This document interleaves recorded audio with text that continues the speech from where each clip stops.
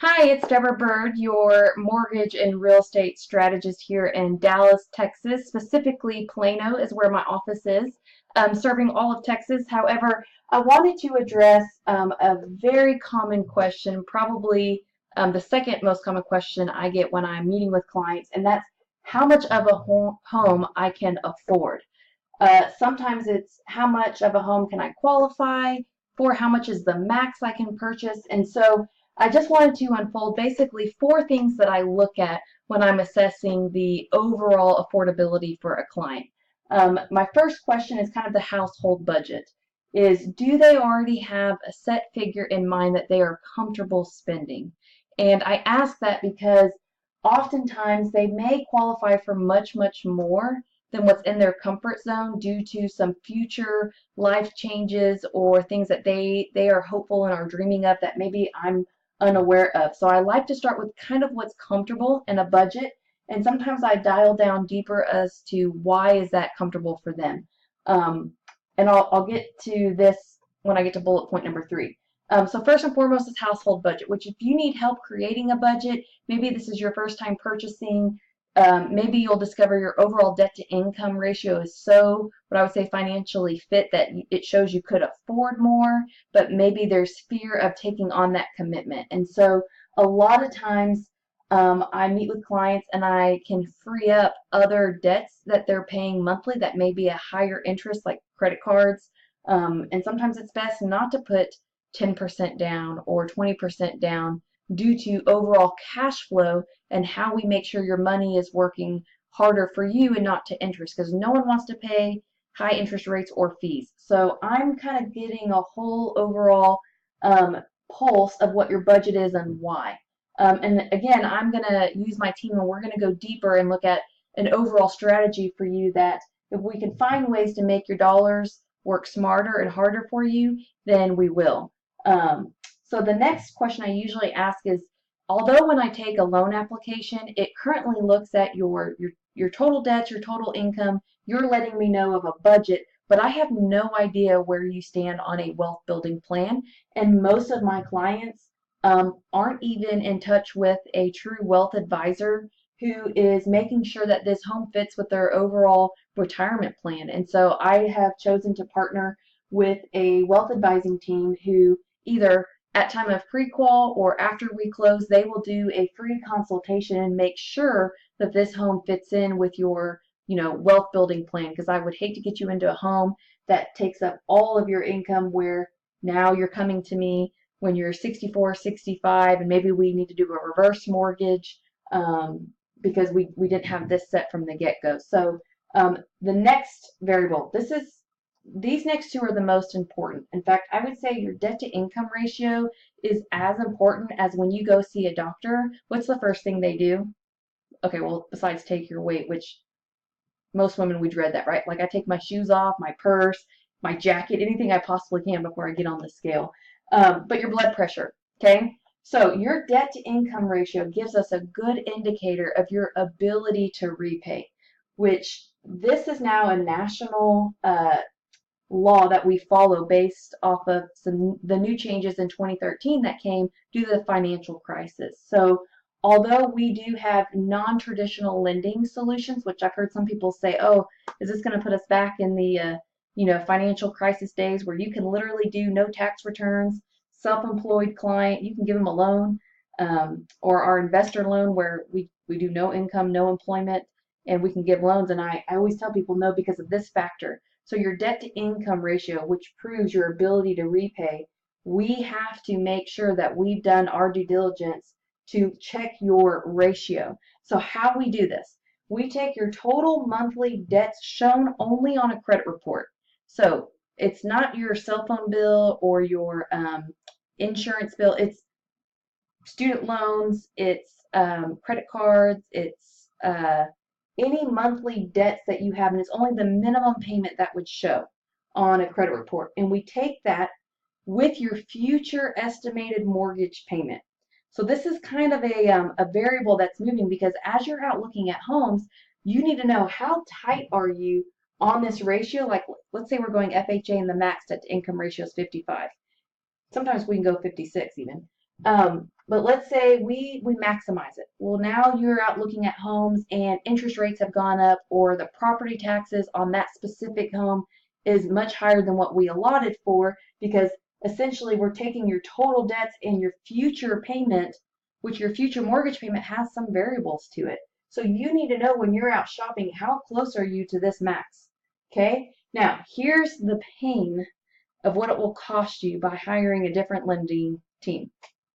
If they don't calculate your gross income correctly, or they don't have some of the loan programs like we do where we can add income back in, that means this ratio is going to be a false reality. Okay, so it is your gross monthly income. Everyone's paid a little bit differently, whether you're a W-2 earner, or maybe you get bonuses, or you get child support.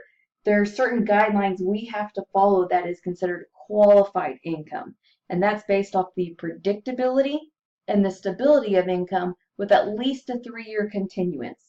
So for child support reasons, if you have a child that's about to turn 18 and within the next 3 years, or maybe you're receiving separate maintenance or alimony from some states, if we don't have a continuance within 3 years, we can't include it. Okay?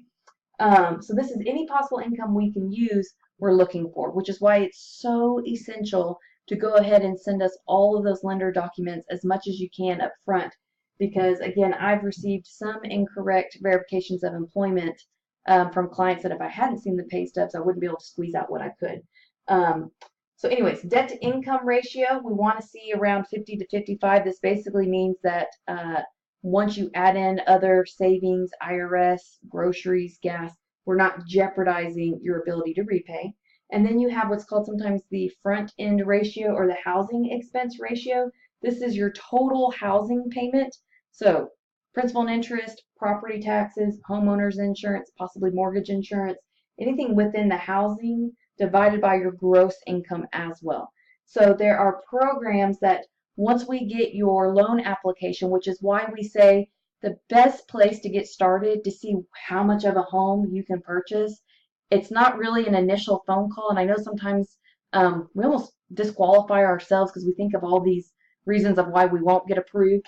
But we really need you to go online and apply directly on our website, so that we can take all of this coupled with your credit and your needs and your wants and your goals and your income and your debts, and we basically take all of this and we work it like a Rubik's Cube to get these ratios where they need to be, and then we let our computer tell us all the different programs you qualify for. So you may have only heard of maybe the 4 most common programs. And again, we have programs that you won't find on Google, okay? So even if you're not looking for 2 years from now, rip the Band-Aid off, take this first step. It's free, okay? We'll do a full thorough look to really assess how much of a home you can buy today. I'll even forecast out if you were to wait just a year, what's kind of the cost of waiting, what could potentially go on with interest rates, property taxes, etc. But essentially, we look at these 4 key components to make sure that we are setting you up for success when it comes to seeing how much of a home you can qualify for. And know that the most important ratio, which is very similar to a doctor with blood pressure, is your debt to income ratio. So if you are someone who has a lot of student loans, which we have seen the millennial generation, they're typically, they have the highest student loan debt than any generation. However, I will say they also earn the most amount of income than any generation has in their 20s. So if you know you already have student loan debt that you're concerned about, I would recommend looking into an income-based repayment plan, where maybe you can consolidate and look at what that looks like as far as an income-based approach. It's usually much lower. So then when we pull credit, whatever's reporting as that liability, we can use. So just know, even if your student loans are in deferment, right now, as guidelines sit, whatever your balance is, we have to use 1% as a payment, because we do know if we're giving you a 30-year or 15-year mortgage, in order to assess your ability to repay, those loans aren't always going to be in deferment. And then sometimes we get super creative, where if we don't need both husband and wife, or both co-borrowers on the loan, maybe we refinance some of the debts into someone else's name, because sometimes we co-sign, or sometimes a business is paying for an account. So there's lots of strategies just diving deeper into this segment, but this is essentially the four main bullet points we look at when we assess your ability to repay. And again, the very first step, because knowledge is not always powerful or power, it's when you take action, is to go online. So go to thedeborahbird.com, click apply now. I'll look forward to seeing your name pop up in our queue. And also, please connect with me on Facebook, Instagram, YouTube, LinkedIn. This is my handle.